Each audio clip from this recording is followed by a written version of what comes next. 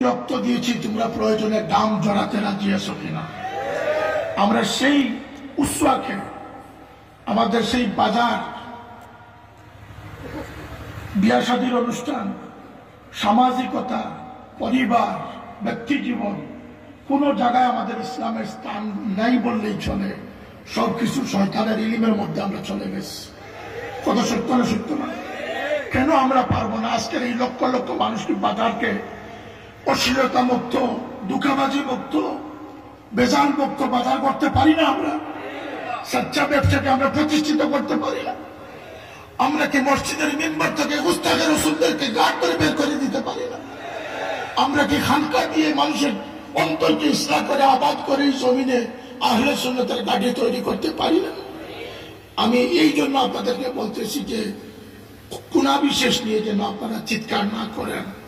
সাহেব কেবলা কোনো খানকা নিছক খানকা মুখে পীর ছিলেন না, তিনি শুধুমাত্র খেদমতে খলকের পীর ছিলেন না, তিনি জমানার মুজাদ্দিদ ছিলেন, মর্দে মুজাহিদ ছিলেন।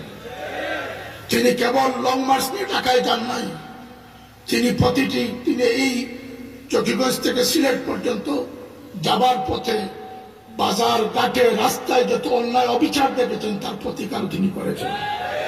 তিনি ইসলামিক চেতনা তার মনে প্রাণে সার্বক্ষণিকভাবে তিনি লালন করেছেন। আমি চাই, আমার এক্সপেকটেশন হচ্ছে আমার ভাই বিরাদরের কাছে যে আমরা যেন এক পেশে মুসলমান না হই। আমরা কোন রাজনৈতিক ইসলাম নিয়ে খেলা করি, এটাতে আমরা রাজি নই। আমরা পীরদের সন্তানদেরকে প্রতিষ্ঠিত করার ইসলামে আমরা বিশ্বাসী নই।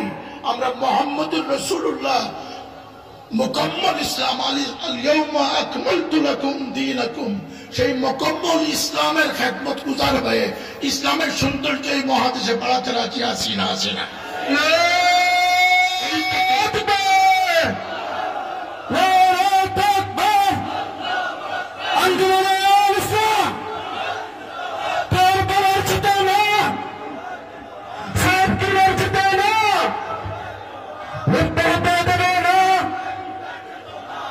এই লক্ষ্যে আমার দুই তিনটা গুজারিশ। একটা হচ্ছে যারা মুরিদমুখী আছেন, আপনাদের সকলকে আমি আহ্বান জানাচ্ছি সংগঠনমুখী হয়ে যান।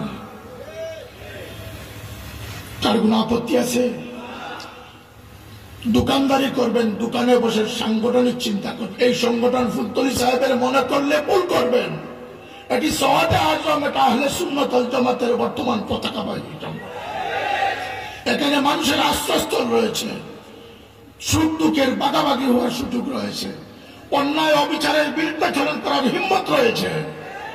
এখানে এত শক্তিশালী হিম্মত রয়েছে যে বাংলাদেশ সরকারের সিদ্ধান্তকে পরিবর্তন করার মতো হিম্মত আমরা রাখতে পারি।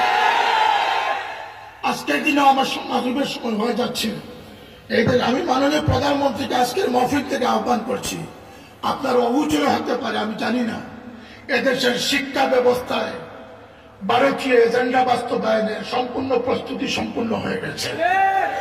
আপনি একমাত্র ব্যক্তি চাইলে পারেন এই হলক থেকে এই বাংলাদেশের কোমলমতি শিশুদেরকে, শিক্ষানুরাগী সন্তানদেরকে ইসলাম বিমুখতা নাস্তিক বানানোর থেকে বাঁচানোর জন্য আপনাদের সিদ্ধান্তই যথেষ্ট হবে বলে মনে করি।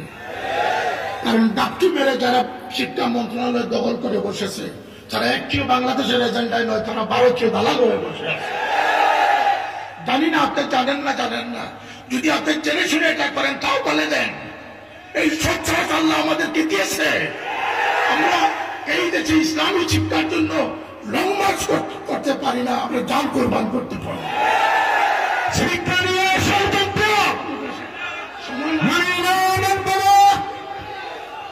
সময় নাই বাবা, সময় নাই। মহানগরী সেক্রেটারি তার জুস উঠে গেছে, সবার জুস থাকা প্রয়োজন। তবে দিনকে প্রতিষ্ঠিত করতে হবে। উদু ইলা সাবিলি রাব্বিকুম বিল হিকমাতি ওয়াল মাউইজাতিল হাসানাতি, কমেন্ডি করে ইসলাম প্রতিষ্ঠিত করা সম্ভব নয়। ভদ্র সুলভ আচরণ দ্বারা, আখলাকে হাসানা দ্বারা। আমার দুই তিনটি গুজারিশ। একটি হচ্ছে সংগঠনমুখী হয়ে যান। প্রতিটি নিজ নিজ ক্ষেত্র থেকে প্রিন্সিপালের চেয়ারে বসে ফুলতলি সাহেবকে ওসিলা বানিয়ে আপনি বেতন খাচ্ছেন, আর আপনার ছত্রছায়ায় সলাফিল্লাহ মজুবিরা আপনার বাসার শিক্ষক হয়ে যাচ্ছে, এটা আমরা মানব না। আপনার কমিটিতে বাতিলরা অন্তর্ভুক্ত হচ্ছে, সেটা আমরা হতে দিব না, সেটা আমরা হতে দিব না। আপনি আপনার চেয়ারে বসে সুন্নিয়তের ঝান্ডা কায়েম করুন, আমরা আপনাদের সাথে আছি।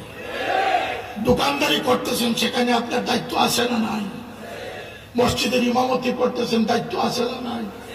কিন্তু আমি চাইতেছি যে সর্বস্তরে নিজ নিজ ক্ষেত্র থেকে বাইসব যে যত হাত লম্বা স্বপ্ন দেখবেন, আল্লাহ আপনাকে স্বপ্ন পূরণ করাবেন করাবেন করাবেন। গৌসে পাক স্বপ্ন দেখেছেন, খাজা আজমিরি স্বপ্ন দেখেছেন, 90 লক্ষ মানুষ তার হাতে ইসলাম কবুল করেছে। 90 লক্ষ মানুষ। কিয়ামত হবে, কিন্তু খাজা সাহেবের নাম মিটবে না, কারণ তিনি স্বপ্ন দেখেছেন, লাখো বছরের স্বপ্ন দেখেছেন। তিনি তার মধ্যে, তার গদির মধ্যে স্বপ্ন দেখেন নাই। আজকের দিনের মানুষের প্রতি তার দয়াময় ছিল, তিনি আজকের মানুষের প্রতি তার প্রত্যাশা ব্যক্ত করে গেছেন। কথা ঠিক না? ঠিক না? আপনারা উদার মাইন্ডে কাজ করেন, আত্মকেন্দ্রিক স্বার্থপরতাকে বাদ দেন। যতক্ষণ স্বার্থপর থাকবেন, আপনি মানুষ হতে পারবেন না। আজকে সাহেব কিবলার সেই দুটি নসিহতকে কেন্দ্র করে বাড়ি ফিরুন। একটি হচ্ছে নামাজ সঠিক সময়ে সুন্দর এবং শান্তি মনে পড়ো। আল্লাহ তুমি আমাদেরকে তৌফিক দান করে দাও।